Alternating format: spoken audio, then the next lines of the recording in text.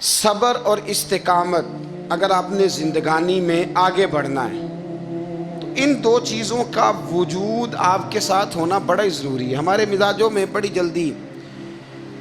جلدی بے صبری آ جاتی ہے، پائے سے بات نہیں ہوتے، کسی بات میں ٹھہراؤ نہیں ہوتا، طبیعت کے اندر وہ والا مزاج نہیں ہوتا جو انسان کو آگے لے کے چلتا ہے، جو اس کو آگے بڑھاتا ہے۔ اگر آپ نے آگے بڑھنا ہے تو پھر ذرا آپ میں کے مزاج میں ٹھہراؤ ہونا چاہیے، پھر ذرا تھوڑا سا سکون ہونا چاہیے۔ میرے رسول کریم علیہ السلام کی خدمت میں ایک شخص نے عرض کیا تھا، یا رسول اللہ صلی اللہ تعالی وسلم، مجھے کوئی ایسی نصیحت کر دیں کہ پھر مجھے کسی اور سے پوچھنے کی ضرورت نہ رہے۔ تو حضور نے ایک ہی جملہ کہا، فرمایا جب تو نے کہا نا کہ اللہ میرا رب ہے، پھر ڈٹ جا، پھر اس پہ ڈٹ جا، پھر کھڑا ہونا سی۔ جب آپ میں استقامت ہوتی ہے، صبر ہوتا ہے، دیکھیں حالات جب بگڑے تو انہیں صحیح ہونے میں ٹائم لگتا ہے کہ فوراً ٹھیک ہو جاتے ہیں۔ آپ بیمار ہو گئے، تکلیف ہوئی، کوئی آپ کو بیماری لگ گئی، آپ ڈاکٹر صاحب کے پاس گئے، انہوں نے آپ کو دیکھا، ٹریٹمنٹ کی، پھر دوائیاں لکھیں، پھر انہوں نے آپ کو کہا کہ آپ کو 1 ہفتہ یا 1.5 ہفتہ دوائی کھانی ہے، یہ ایک شربت کی شیشی ہے، یہ ایک بوتل ہے، یہ ایک سیرپ ہے، 1 چمچ صبح 1 شام، اور پورا ہفتہ آپ نے استعمال کرنا ہے۔ اب آپ تو کہہ رہے تھے کہ میں نے ابھی ٹھیک ہونا ہے گھنٹے کے بعد، تو سارا نہ پی لوں، سیرپ سارا نہ پی لوں ابھی، اور 1.5 ہفتے کی دوائی ابھی نہ کھا لوں، تھوڑی تھوڑی کر کے بھی تو کھانی ہے نا، ساری کٹھی نہ کھا لوں، ہو جائیں گے ٹھیک؟ کیا خیال ہے آپ کا؟ نہیں ہوں گے۔ کیوں؟ اس لیے کہ جس ترتیب سے ڈاکٹر نے آپ کو بتلایا ہے، آپ کا وجود اسی ترتیب سے اسے قبول کرے گا۔ آپ کا جو وہ مرض ہے وہ اسی ترتیب سے بہتر ہوگا جس ترتیب سے ڈاکٹر نے، طبیب نے، حکیم نے آپ کو بتلایا ہے، اسی مرتب ترتیب سے آپ نے اس کو دوا کو استعمال کرنا ہے، تو اسی ترتیب سے وہ سارے معاملات ٹھیک ہوں گے۔ اب آپ کا تو منشا تھا کہ میں نے سویرے فوراً اٹھنا ہے اور میں نے دوا کھانی ہے تو میں نے فٹافٹ ٹھیک ہو جانا ہے، تو بھئی یہ آپ کی منشا تو ہے، لیکن حکمت کا تقاضا یہ نہیں ہے۔ حکمت کا تقاضا یہ ہے کہ آپ کو 1 گولی کھانی ہے، 1 چمچ سیرپ کا پینا ہے، آپ کو مناسب پرہیز کرنا ہے، اس کے بعد جا کے آپ کی طبیعت ٹھیک ہوگی۔ لیکن اگر آپ کا یہ پروگرام بن گیا ہے کہ نہیں میں نے تو شام کو ہی ٹھیک ہونا ہے، تو یہ ممکن نہیں ہے۔ اس کے لیے آپ کو ذہنی طور پر تیار ہونا چاہیے، آپ کو سمجھنا چاہیے کہ بہت ساری چیزیں ایسی ہوتی ہیں جنہیں وقت دینا پڑتا ہے، بہت سارے حالات ایسے ہوتے ہیں جنہیں ٹائم دینا پڑتا ہے، وہ اپنے وقت پر جا کے چیزیں درست ہو جاتی ہیں۔ لیکن ہم چاہتے ہیں کہ ہم ابھی کریں، سویرے کریں، شام کریں، وہ کئی دفعہ صحیح کرنے کی بجائے ماحول کو ہم خراب کر لیتے ہیں۔ انہیں وقت دیں، انہیں ٹائم دیں، انہیں موقع دیں۔ میرے رسول کریم صلی اللہ تعالیٰ علیہ وآلہ وسلم ہجرت سے چند دن پہلے نا خانہ کعبہ کو اندر سے دیکھنے کا دل کیا میرے نبی پاک کا، کہ اب مجھے مکہ چھوڑ کے مدینہ طیبہ جانا ہے تو میں ذرا کعبہ معظمہ کے اندر سے زیارت کر لوں۔ عثمان بن طلحہ ایک شخص تھا جو کلید بردار تھا، جس کے پاس خانہ کعبہ کی چابی ہوتی تھی۔ حضور صلی اللہ تعالیٰ علیہ وسلم نے اس سے کہا کہ بھائی چابی ذرا دے دو، میں خانہ کعبہ کے اندر سے زیارت کرنا چاہتا ہوں۔ کہنے لگا کوئی اور ہوتا تو میں دے دیتا، آپ کو نہیں دوں گا، معاذ اللہ ثم معاذ اللہ۔ میرے رسول پاک کی بات نہ ستارے بھی مانتے ہیں، چاند بھی مانتا ہے، سورج بھی مانتا ہے۔ حضور اگر سورج کو کہنا واپس آ، حضرت علی نے نماز پڑھنی ہے تو وہ آ جاتا ہے، اور اگر حضور فرما دیں چاند کو 2 ٹکڑے ہو جا تو وہ 2 ٹکڑے ہو جاتا ہے۔ سورج بھی بات مانتا ہے، چاند بھی بات مانتا ہے۔ یہ سارے میرے رسول کریم علیہ السلام کے غلام ہیں۔ جہاں جہاں تک رب کریم کی خدائی ہے وہاں میرے حبیب کی مصطفائی ہے۔ حضور وہیں چاہتے نہ وہیں چاہتے، تو حضرت عمر اگر حکم دیں تو زمین تیل واپس کرتی ہے، تو حضور حکم دیتے تو وہ کافر اندر دھنسا لیتی زمین، سارا کام اسی وقت ہو جاتا۔ لیکن حضور نے کیا فرمایا؟ جب عثمان بن طلحہ نے کہا نا کہ آپ کو چابی نہیں ملے گی، اللہ کے رسول نے فرمایا عثمان ایک وقت آئے گا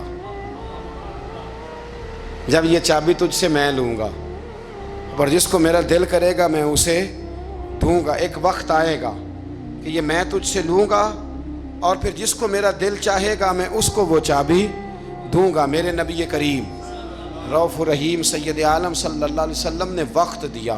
کتنا وقت لگا؟ 2 دن، 4 دن، 5 دن، 10 سال لگ گئے۔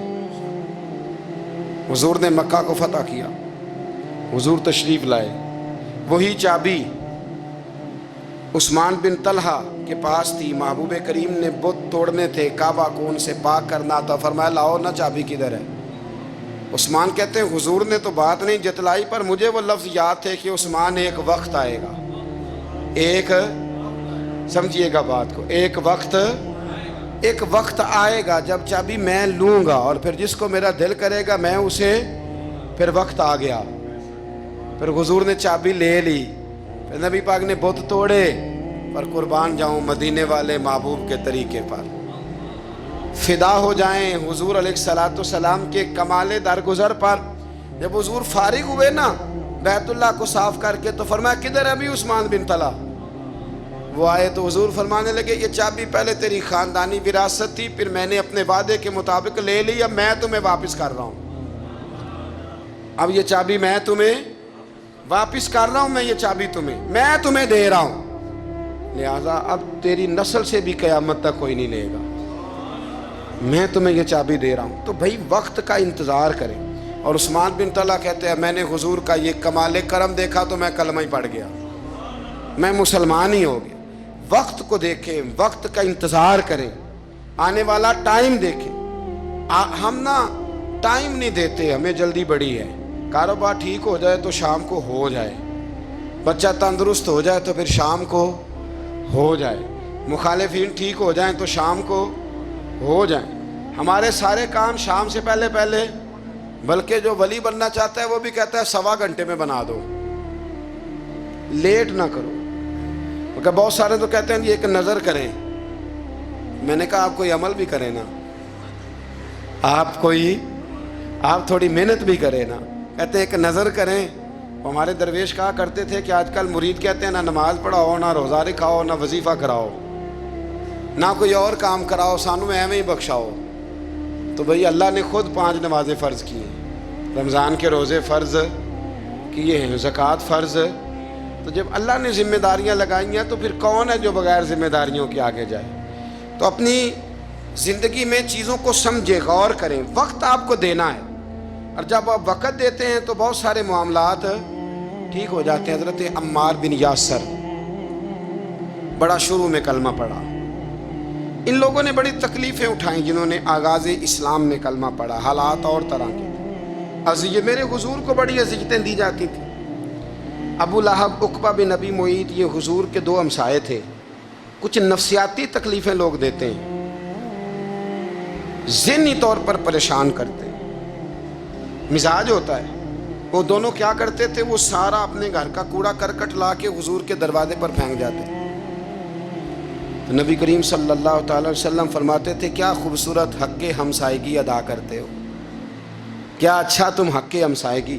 اور دونوں طرف کے ہمسائے تکلیف دیتے، اذیت دیتے، حضور کو پریشان کرتے۔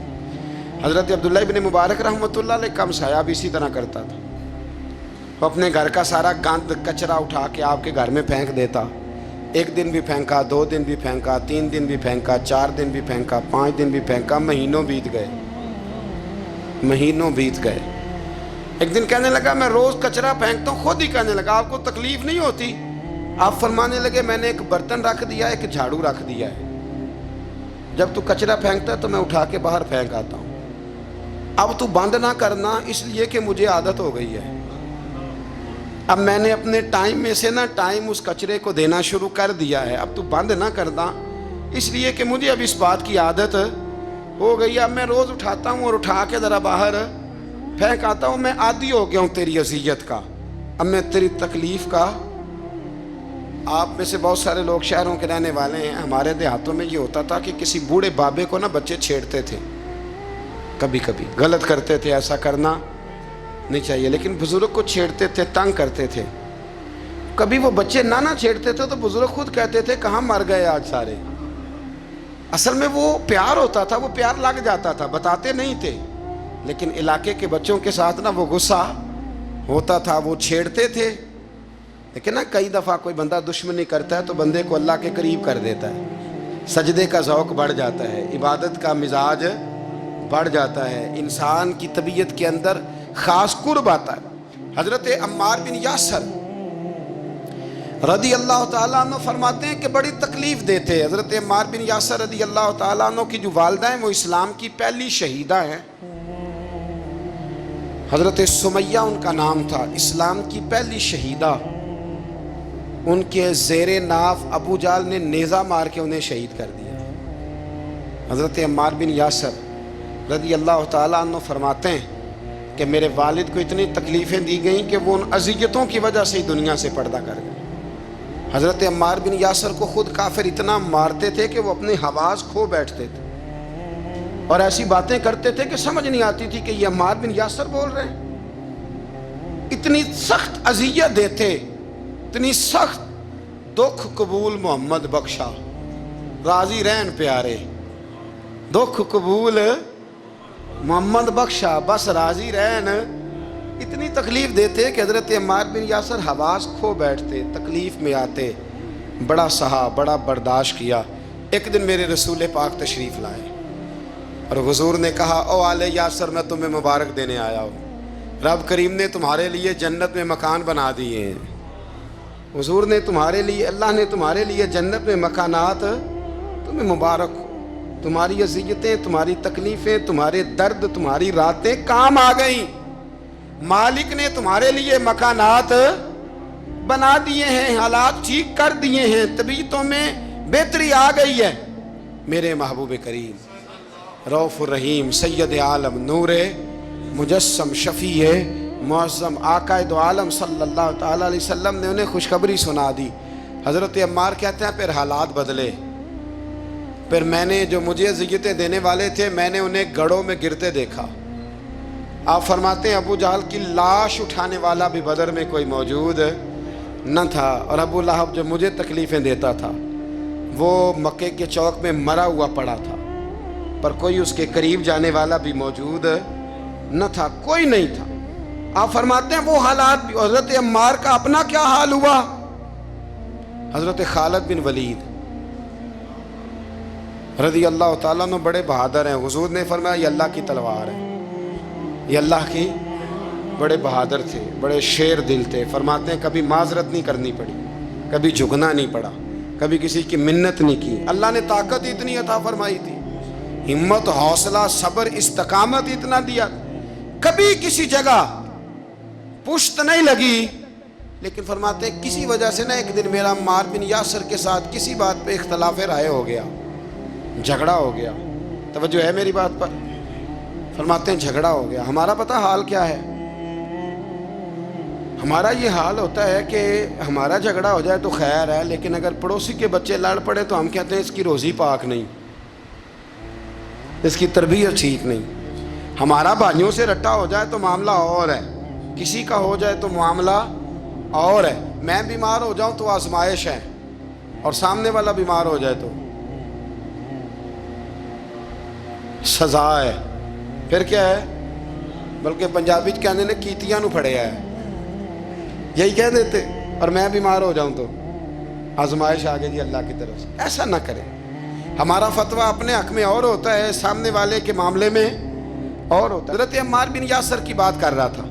جناب عمار بن یاسر رضی اللہ تعالی عنہ، حضرت عمار بن یاسر کہتے ہیں کہ حضرت خالد بن ولید کے ساتھ، جناب خالد بن ولید کہتے ہیں میری ان کے ساتھ نہ کسی بات میں اختلاف رائے ہو گیا، تو میں اب دلیر آدمی تھا، شیر آدمی تھا، کبھی جھکا نہیں تھا، کبھی کوئی معاملہ نہیں ہوا تھا، کبھی کوئی ایسی بات نہیں ہوئی تھی۔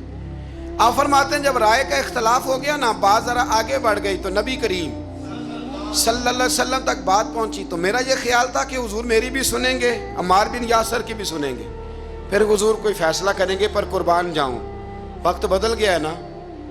اب بہت بڑے چودھری ہیں، بڑے سردار ہیں، بڑے سپہ سالار ہیں حضرت خالد بن ولید، پر وقت بدل گیا۔ تو حضرت خالد بن ولید کہتے ہیں جب میں نے نبی کریم کی بارگاہ میں بات عرض کی، حضور تک بات پہنچی، تو میرے مصطفیٰ نے موٹی سی بات ارشاد فرمائی۔ رسول کریم فرمانے لگے بھئی بات مختصر سی ہے، جس نے عمار کو راضی کر لیا اس نے مجھے راضی کر لیا، اور جس نے اسے ناراض کیا اس نے مجھے ناراض کیا، فرماتے ہیں بس میری قیمت پڑ گئی، میرا قد اونچا ہو گیا۔ حضرت خالد بن ولید کہتے ہیں میں نے بھی کہا اب بات کیا کرنی ہے، اب تو گزارش ہی کرنی ہے، اب مدعا کیا سنانا ہے، اب تو بات کرنی ہے۔ فرماتے میں آگے بڑھا، اور جیسے بھی ہوا میں نے حضرت عمار بن یاسر کو راضی کیا۔ حضرت عمار کہتے ہیں ایک وقت وہ تھا اور ایک وقت یہ ہے، جب دونوں وقتوں کو دیکھتا ہوں تو کہتا ہوں الحمدللہ رب العالمین۔ یہ ساری تعریفیں اس رب کے لیے ہیں جو تمام جہانوں کو پالنے والا۔ وقت دیں معاملات کو، ٹائم دیں۔ آپ دیکھیں اللہ تبارک و تعالیٰ بڑا کریم ہے، وقت کے ساتھ جب چیزیں تبدیل ہوتی ہیں اپنے ٹائم کے۔ حضرت بلال حبشی رضی اللہ تعالیٰ، بڑا مشکل نہیں، اکیلا آدمی، غریب آدمی، مکے کے سارے سرداروں کے قابو آ گیا۔ حضرت حسان کہتے ہیں میں نے خود اپنی آنکھوں سے دیکھا، حضرت بلال کے گلے میں رسی ڈال کے بچے کھینچا کرتے تھے۔ یار خاصا مشکل کام نہیں۔ امیہ بن خلف ڈنڈوں سے مارتا ہے، آپ کے ہاتھ اور پیر چارپائی کے نیچے رکھ کے تو اوپر بیٹھے رہتے بڑی بڑی دیر، بڑی تکلیف نہیں، بڑی اذیت نہیں، لیکن حضرت بلال حبشی فرماتے ہیں پھر میں نے وہ سارے دکھ مٹتے دیکھے۔ وقت بیت گیا، وہی امیہ بن خلف ایک دن گھوڑے پہ تھا، گھوڑے اپنے کو تیار کر رہا تھا، لگام ڈال رہا تھا۔ حضور علیہ السلام گزرے تو فرمایا کیا کر رہے ہو؟ کہنے لگے اس گھوڑے پر بیٹھ کے آپ کو شہید کروں گا۔ تو حضور فرمانے لگے تیاری کر لے، تجھے قتل میں نہیں کرنا ہے۔ پھر جنگ کے موقع پہ نا ہلکی سی خراش لگائی رسول پاک نے اسے، یہاں گلے پہ، تڑپتا تھا، روتا تھا، سسکتا تھا۔ لوگ کہتے تھے امیہ کیا ہو گیا، اتنا سیانہ بندہ یہ کیا کرتا ہے؟ تو کہنے لگا تمہیں پتہ نہیں مجھے تکلیف کتنی ہے، ضرب تو چھوٹی ہے پر تمہیں پتہ نہیں لگائی کس نے ہے تو چھوٹی پر تمہیں خبر نہیں کہ لگائی کس نے ہے، کس نے یہ ضرب لگا دی ہے۔ پھر تڑپ کر سسک کر مرا۔ حالات بدل جاتے ہیں، حالات میں تبدیلیاں آ جاتی ہیں۔ ہم وقت نہیں دینا چاہتے، ہمارے اندر جو حوصلے کی کمزوری ہوتی ہے، ہمارے اندر جو وہ ایک بہت بڑا معاملہ ہوتا ہے کہ کسی بھی طریقے سے یہ معاملہ ختم ہو، کسی بھی طریقے سے شفا ہو، جلد از جلد ہم اس بات سے نکلیں، تو یہ بات ہماری درست نہیں ہے۔ ہمیں وقت دینا چاہیے۔ حضرت سیدنا عاصم بن ثابت بن قیس، بخاری میں بھی موجود ہے اور بھی بہت ساری کتب میں یہ روایت موجود ہے۔ حضرت عاصم بن ثابت بن قیس رضی اللہ تعالیٰ عنہ، آپ نے نا جنگ احد میں بڑی دلیری کے ساتھ آپ لڑے تھے۔ دو لوگوں کو آپ نے قتل کیا تھا، مصافح اور حارث کو۔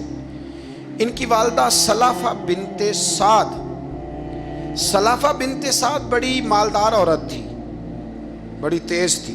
اس نے قسم کھائی تھی کہ میرے دو بیٹے چونکہ حضرت عاصم بن ثابت نے قتل کر دیے، اس نے قسم کھائی تھی کہ میں نا معاذ اللہ انہیں قتل کراؤں گی اور ان کی گردن اترواؤں گی اور ان کی کھوپڑی میں شراب بھر کے پیوں گی۔ جملے بولنے والے کئی دفعہ بڑا ہی بول جاتے ہیں۔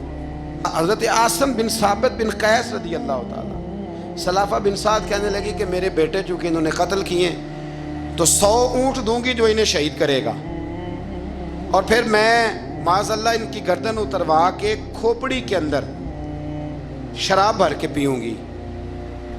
حضرت عاصم بن ثابت بڑے بہادر تھے، قابو نہ آ سکے۔ کافروں نے ایک چال چلی کہ مدینے سے کچھ مبلغ مانگے تبلیغ کرنے کے لیے، بطور مبلغ کو مانگا، لیکن رستے میں بددیانتی کی، جھوٹ بولا، ظلم کیا، انہیں گرفتار کیا، اور گرفتار کر کے معاذ اللہ تعالیٰ انہیں بیچنا چاہا۔ حضرت عاصم بن ثابت کہنے لگے میں میدان کا آدمی ہوں، میں قید ہونے سے لڑائی کرنے کو بہتر سمجھتا ہوں، میں کفار کا قیدی ہونے سے شہید ہونے کو فضیلت دوں گا۔ تلوار نکال لی، نیزے نکال لیے، لڑنے لگے۔ اب اکیلا آدمی اور سامنے درجنوں بیسیوں لڑنے والے، سب کا رخ جب انہی کی طرف ہوا تو حضرت عاصم بن ثابت بن قیس رضی اللہ تعالیٰ عنہ سمجھنے لگے اب شہید ہو جاؤں گا۔ تو آپ نے ایک دعا مانگی، کہنے لگے اے اللہ میرے بدن کی حفاظت کرنا، اے اللہ میرے وجود کی حفاظت کرنا، گویا میری لاش کی یہ بے حرمتی نہ کرے، اللہ حفاظت کرنا۔ شہید کر دیے گئے جیسے ہی آپ شہید ہوئے تو اب وہاں تو منت یہ تھی نا معاذ اللہ کے گلا کاٹیں گے اور معاذ اللہ کھوپڑی میں شراب پئیں گے. انہوں نے دعا کر دی یا اللہ حفاظت کرنا. آپ سب بھی دعا کریں یا اللہ ہماری حفاظت فرما. اے اللہ دنیا میں بھی حفاظت فرما, قبر میں بھی حفاظت فرما, حاسدوں سے, شریروں سے, مفسدوں سے. اے اللہ حفاظت کرنا, یہ دعا فرمائی. جب آپ شہید کر دیے گئے نا, لاش مبارک قریب تھی, تو کافر گردن کاٹنے کے لیے آگے بڑھے تو سینکڑوں کی تعداد میں شہد کی مکھیاں آ گئی. انہوں نے گھیرا ڈال لیا سارے وجود کو. اب کتنی کو مکھیاں اڑائیں, ایک کو اڑاتے ہیں 10 اور آ جاتی ہیں, 2 کو اڑاتے ہیں 10 اور ان کا خیال تھا شاید وجود کاٹنے آئی ہیں. وہ چلے گئے, کہنے لگے شام کو جب مکھیاں چلی جائیں گی تو دوبارہ آئیں گے. لیکن جب مکھیاں اڑی تو انہوں نے وجود کو چھوا بھی نہیں تھا. انہوں نے وجود کی حفاظت کی, دعا مانگی تھی اے اللہ ان سے میری حفاظت فرما, مجھے ثابت قدم رکھ. مکھیوں نے وجود کو چھوا بھی نہیں. اور جب رات ہوئی تو نہ بادل تھے, نہ پانی تھا, نہ ہوا تھی, لیکن اللہ نے پانی بھیجا, بارش آئی, اور حضرت عاصم بن ثابت کی لاش کو بہا کے لے گئی. وجود بہا کے لے گئی. سویرے ڈھونڈتے رہے پر ان کا وجود کسی کو ملا. بعد مرن دے مکھڑا میرا ہو جاوے جے تازہ, پھر سمجھ لینا محبوب میرے نے آن پڑے ہے جنازہ.